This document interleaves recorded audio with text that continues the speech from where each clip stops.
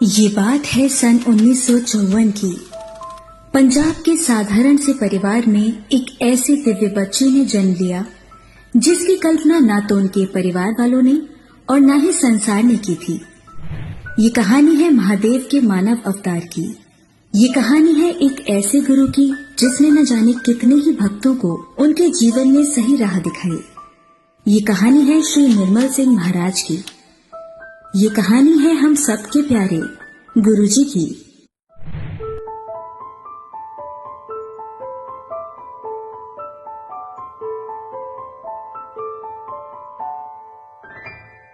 सात जुलाई 1954 के सूर्योदय में पंजाब के मलेरकोटला जिले के डुगरी गांव में गुरुजी के जन्म की घोषणा की।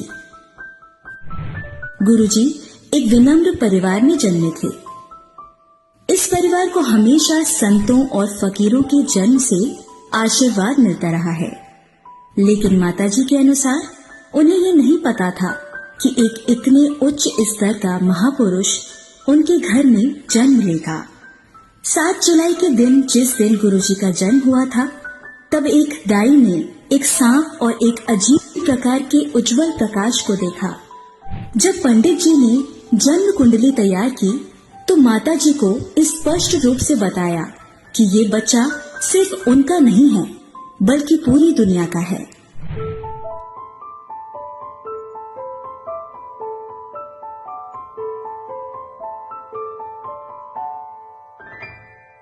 गुरुजी ने अपना प्रारंभिक जीवन डुगरी के आसपास ही बिताया। गुरुजी ने डुगरी प्राइमरी स्कूल और गवर्नमेंट हाई स्कूल में शिक्षा प्राप्त की। उन्होंने गवर्नमेंट कॉलेज मलेरकोटला से स्नातक किया। गुरुजी ने अंग्रेजी और अर्थशास्त्र में 2 बार एमए किया था। वे धारा प्रवाह अंग्रेजी बोलते थे और उनकी लिखावट बहुत सुंदर थी। लोग कहते हैं कि उनमें बचपन से ही आध्यात्मिकता की एक चिंगारी थी। उस चिंगारी को पूर्ण रूप से दीप बनने में ज्यादा वक्त नहीं लगा। धीरे धीरे जिस तरह गुरुजी बड़े हो रहे थे, ठीक उसी तरह माताजी की श्रद्धा अपने बच्चों में बढ़ रही थी और इसी प्रकार माताजी ने उन्हें गुरुजी के नाम से संबोधित किया। एक ऐसा नाम जो दूर दूर तक भक्तों के दिल में गूंजता है।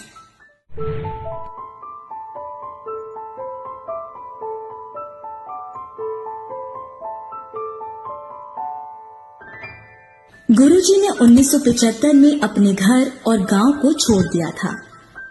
1983 में कॉलेज के बाद उन्होंने पंजाब स्कूल एजुकेशन बोर्ड में काम किया, क्लर्क असिस्टेंट के पद पर, और फिर उन्होंने अपनी आध्यात्मिक यात्रा शुरू की। गुरुजी के आशीर्वाद की गंगा सैकड़ों हजारों लोगों का दुख दर्द कम करने के लिए बहने लगी।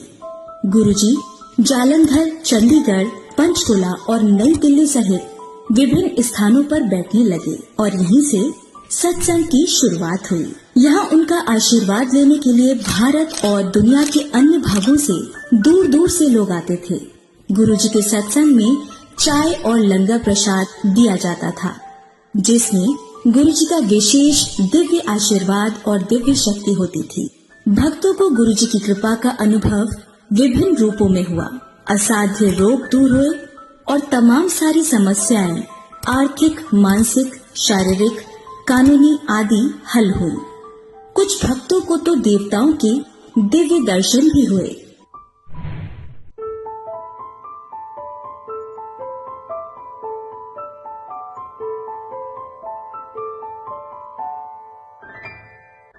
गुरुजी स्वयं भगवान शिव के अवतार हैं और उनमें से एक दिव्य खुशबू उत्पन्न होती थी जो स्वर्गीय गुलाबों के समान होती थी।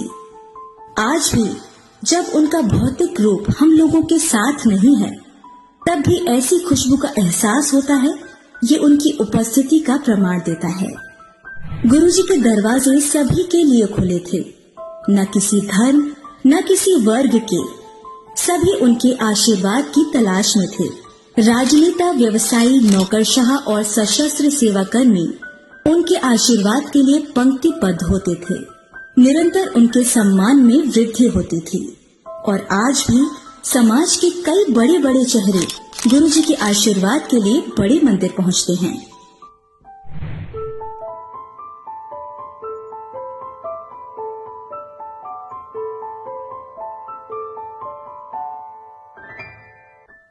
गुरुजी अपनी आध्यात्मिक यात्रा में जालंधर, चंडीगढ़, पंचकुला, दिल्ली, मुंबई आदि स्थानों पर रहे और अंततः डिफेंस कॉलोनी जालंधर में स्थित एक घर में बस गए, जिसे अब उनके मंदिर के रूप में जाना जाता है।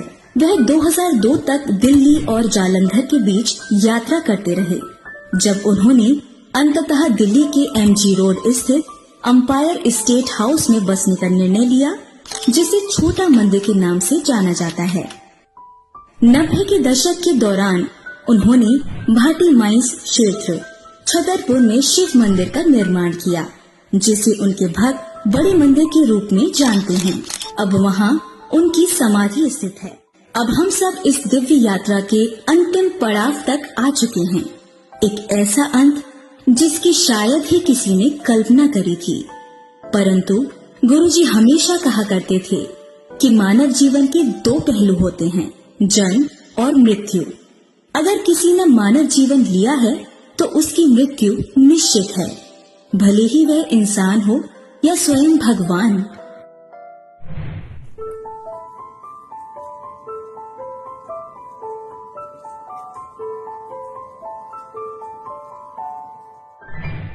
दिन था 27 मई 2007। इस दिन गुरुजी ने अपना अंतिम सत्संग रखा था।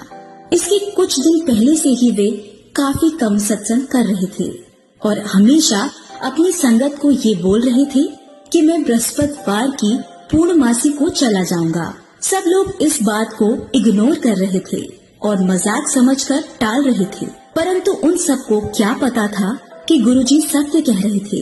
अगले 2 दिन 28 और 29 मई को कोई सत्संग नहीं हुआ। 30 मई को गुरुजी की बिल्कुल खास संगत को एक फोन कॉल से बड़े मंदिर बुलाया गया और जब वह 31 मई 2007 को बड़े मंदिर पहुँचे, तब उन लोगों ने जो एहसास किया, जो देखा, वो शायद ही कभी भूल पाए हों।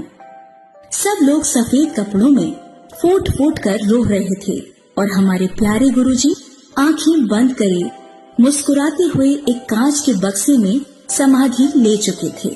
अगले दिन 1 जून 2007 को गुरुजी के पिता बापूजी डुगरी से बड़े मंदिर पहुँचे और उन्होंने अग्नि दहन की क्रिया शुरू करी।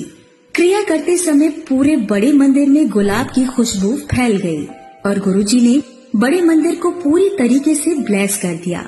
गुरुजी ने अपना कोई उत्तराधिकारी नहीं चुना, क्योंकि वे हम सब के बीच में से कभी गए ही नहीं। भले ही उन्होंने अपना मानव शरीर जरूर त्याग दिया, परंतु आज भी वो हम सबके साथ है और अंत में वे बस इतना ही कहना चाहते हैं आप सभी संगत से कि मेरा आशीर्वाद हमेशा मेरे बच्चों के साथ रहेगा। कल्याण कर दिखता।